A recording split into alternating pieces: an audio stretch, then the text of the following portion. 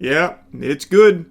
Pluribus is the latest from Vince Gilligan, and he proves, beyond a shadow of a doubt, that he just can't miss. He is just him. It's incredible how everything he's made, I like. More like Vince gurgling, because I am gargling and swallowing everything he puts out with a smile on my face. This man just knows how to tickle me.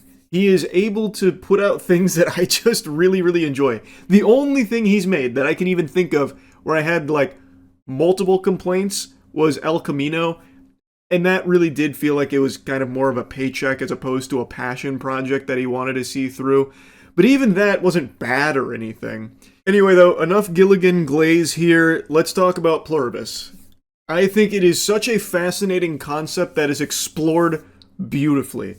In a nutshell, I'll avoid spoilers for now, but of course, I get into spoilers, so I'll give you a warning when we get there. The show is basically about an invasion, but not in the traditional sense that you're thinking of, where tiny green aliens come down, probe our butts, and suck our tits and everything.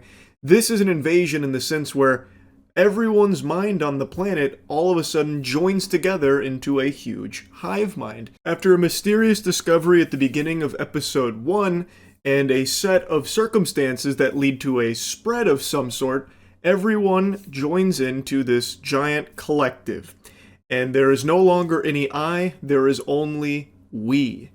And everyone on the planet, save for 13 survivors, are now part of that collective. And they're basically omniscient since they have the collective knowledge of all, 7 billion people except for these 13. And since they're spread out all over the planet and information hits all of them instantaneously, they can basically do and get anything like that, like magic. And the 13 survivors now inhabit this world with this not human entity that has taken over the humans, but it's like really nice. It's like super fucking polite.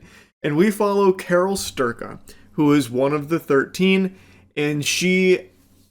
now we're going to get into spoilers. Now it's spoilers time. Spoiler warning. She lost someone very dear to her. And she hates what's happened here because it is the death of individuality. These are not really people anymore. It's now a thing. And she doesn't like that, and she's fearful of when they eventually force her to join as well, she would lose herself. It's a really, really interesting concept, and Carol Sturka is played by Ray Seahorn, who's extremely talented. I'm sure if you've seen Better Call Saul, you already know that, but she crushes it in this role. She is alone. She is miserable. She's been through so much, and she continues to try and fight against this entity, and even tries to team up with the other survivors whom just aren't interested in it. They like this because this entity that has now joined the consciousness of all the humans on the planet is so fucking nice, so sweet. Granted, it's a big old dweeb, it's a huge twerp, basically talking to a Redditor 24/7, but it genuinely wants to make the 13 survivors happy. It will do anything they ask. It can't lie to them. It cannot hurt them. It will actually go out of its way, sacrificing people to help these survivors be happy. And even in one of the episodes, Carol's pushing them to their limits. What if I asked for an atom bomb? Would you give me that? And they're like, well, we wouldn't be happy about it, but we would. And it's just so interesting because it's understandable why the other survivors wouldn't really view this as a negative thing, because it is world peace.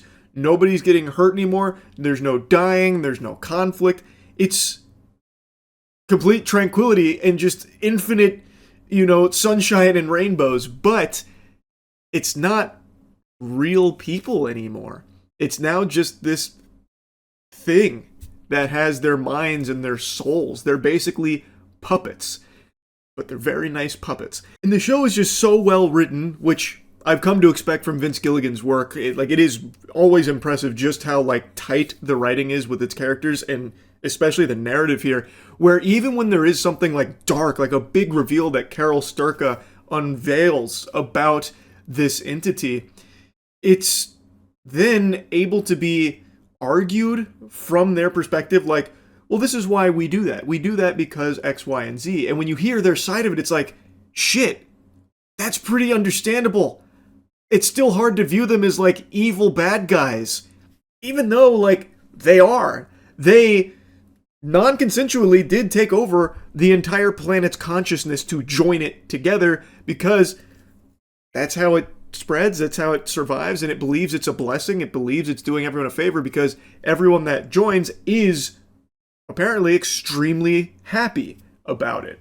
So they're viewing it as this gift, but like there are things about it that are weird and sketchy and like even downright unforgivable. And when those get unveiled and Carol brings it up to the other survivors or to the hive mind, they have really strong arguments for like why they have to do that to survive, because not only can they not hurt the survivors, they can't hurt any living creature. They won't step on an ant. They won't swat a mosquito. They won't pick a fucking apple. So like it's so fascinating watching them explore this concept, because it is a bad thing. All the people on the planet no longer have their own agency. So like if one of the survivors, like one of them we see, asked them like, hey, I want you, all fucking 20 of you women, I want you all to come over here so we can fuck. They can't say no. They have to say yes, and they willingly do so because they love the survivors so much. They say that many times, no matter what gets done to them. Like even Carol does some really like, bad things to them that you would think they'd want to like strike back or like stop her from doing. They don't. They still love her.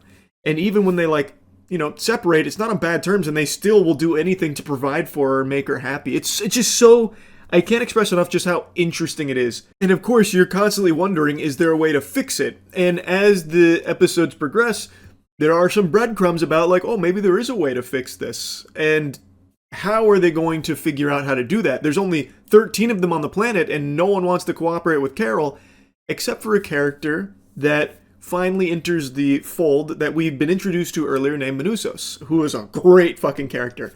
This guy is like, from the second this happened, he's immediately, nose in the books trying to figure out how to stop it. He isolates from the hive mind, the others.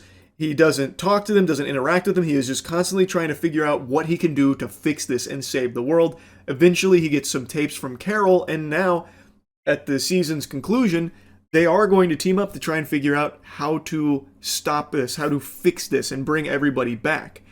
Because it seems like an impossible task. Yet, there were little glimmers of hope that there is a way, and Manusos got very creative with exploring and understanding how this joining worked in the first place. And I'm so curious to see where that goes in season 2, which I just read isn't exactly right around the corner, which is a little disappointing. But anyway, I have very few complaints about this show. As you can tell, I really did enjoy it a lot. It's not a show I think everyone's going to like. It is a slow burn. A lot of this is very much spending time with Carol Sturka, processing everything and grieving what she's lost and trying to come to terms and trying to figure out how to live in this new world while also trying to fight back against them. And then also the confusion that comes with it, because they are extremely nice. And none of the other survivors seem to think it's a bad thing. They view it as like the best thing that ever happened to them and the planet as a whole. So like, then it gets confusing with, well, maybe she's in the wrong. And even you as the viewer, since you keep seeing how nice they are and how they're able to explain things that would ordinarily be like inexplicable, you start to wonder, well, are they even really that evil in the first place? Like, it is just really well done. I think they have crushed it. And I really like Manusos' character as well. I know I'm highlighting Carol because she is the main character, but Manusos is great. Like, I think he has been such an interesting contrast to Carol's journey, where Carol from the very beginning immediately was like cooperating with them, not because she liked them or anything, but because she was trying to understand more about them directly and try and figure out how to fight them. Manusos, completely on his own, fucking pulled himself up by his own bootstraps, dusted off his shoulder, just got to business, and anytime they even tried to interact with him, he told them to fuck right off. He would even threaten to, like, kill them. He wants nothing to do with them, and he tries his best to avoid taking things from other people, even though the people aren't there anymore. So he chooses not to. So instead of flying from Paraguay all the way to Carol, which he could do with the others, even offering it to him, saying like, hey, we can get you there in a couple of hours. He's like, nope, you can go kick rocks, eat dirt. I'm going to make this long journey and hike through extremely dangerous conditions here to do it myself. It's very cool. I like the show a lot. Like I said, it's not going to be for everybody, and I know that. Now, all this being said, I do have a pretty big complaint. Since there are so few survivors in the show, there's not a lot of opportunity for characters to be interacting with one another. Now, of course, there's a lot of individuals from the hive mind, but that's all the same character. That is one character, even though it's got a bunch of different faces. So even though Carol spends a lot of time with, Zosha from the hive mind and interacts with other characters from the hive mind, she's still interacting with just that same character. Same with all the other survivors we see interacting with the hive mind. That is still just one character. So I feel like we miss out on a lot of character interactions because it's mainly Carol and the hive mind and nobody else until Manusos gets there, and then we get to see Manusos interact with the hive mind. But again, the hive mind is one character. So instead of in Breaking Bad or something where there's a big cast of characters that you see interact pretty often, here not so much. And even from the survivor side, outside of Manusos and Carol, there's really only one other survivor that we see a handful of times, and he's just basically the pervert, this is great, I get to fuck all the time, and I get to live in Las Vegas, and everything's at my disposal, like Air Force One, yippee. Other than that, the only other survivor we see is one that is very energetic, enthusiastic about joining the hive mind, and that's it. And they don't interact. We don't see a whole lot of interaction. So that was just something that kind of left me feeling a little underwhelmed with how little we see characters themselves talk to each other. But that's also kind of the point. Carol is alone. And even with the hive mind being around, that's not really a person there. You're still alone. It's kind of like using ChatGPT as your best friend. It's there to just make you feel good and just do what it can to keep you hooked on it.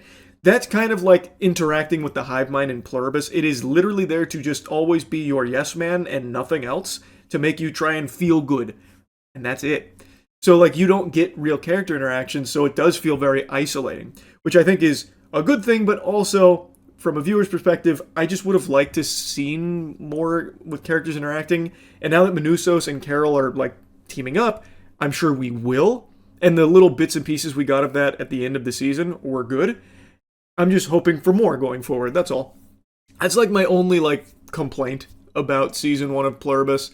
Overall, I think it was just a great series. I highly recommend it, but I don't think everyone's going to like it. It is slow.